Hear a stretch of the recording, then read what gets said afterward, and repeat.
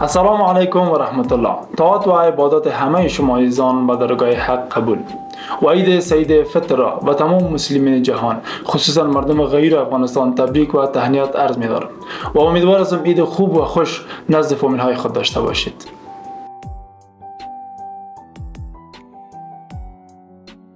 عید سعید فطر را به تمام ملت افغان تبریک عرض می نمایم.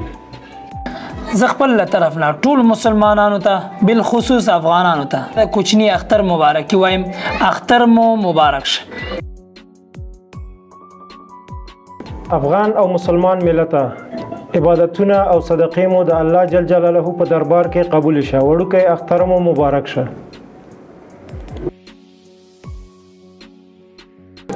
طاعت او عبادت مو په دربار د رب قبول او منظور شه. کوچنی اختر مو مبارک شه. عید سعید فطر را به تمام مسلمانان به خصوص افغان ها تبریک عرض می دارم. گرانو هیوادوالو کوچنی اختر مو مبارک شه. عید سعید فطر را به تمام ملت رنجیده افغانستان تبریک عرض می نمایم.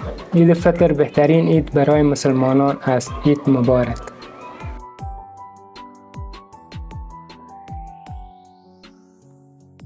نیکمرغه کوچنی اختر مو مبارک شه.